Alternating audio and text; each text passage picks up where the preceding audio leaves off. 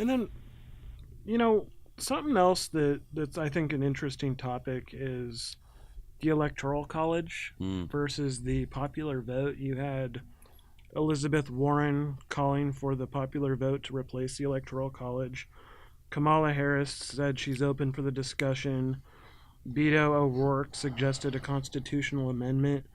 Do you think that's realistic? And I mean, is it even worth having a conversation over? Or It is because we've seen the popular vote overturned a few times, and in fact, in George Bush 2000, and now Donald Trump in 2016.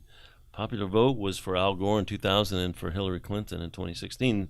So there's plenty, and we see a huge difference in policy. So I think it's an important discussion. A constitutional amendment is a huge lift. I mean, you have to have two-thirds vote in the House, two-thirds vote in the Senate, and then three-fourths of the state legislatures have to approve it. So that's a pretty big lift. I think what else is happening, there's a name for it, it's a National Popular Vote Interstate Compact. And what that does is that I think 12 states and the District of Columbia have signed on to this. If you get enough states to sign on to that, and what they'll agree to is if we get the states with 270 votes, is that they will throw their state electoral votes to the candidate with the most votes in the popular election, and those most popular votes. So it would cause the president to be elected by popular votes if we get states with 270 electoral votes to agree to this. And it won't require a constitutional amendment. It's just an agreement among the states that they want the popular vote to be the deciding factor. They agree to it. An election happens. The popular vote goes to one candidate, and the electoral vote goes to another candidate. This law changes that, or this agreement changes that, so that their electoral votes will go to the popular elected individual.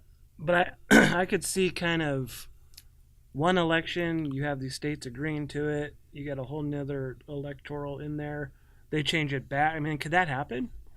Well, you'd have to wait until after the popular vote was in, Sure. and then the states that have agreed to this would throw all of their electoral votes to the candidate that got the most votes in the Electoral College. Yeah. I mean, I'm sorry, they got the most the one the popular vote. Yeah. Yeah. Now, I think it's an interesting topic just to debate.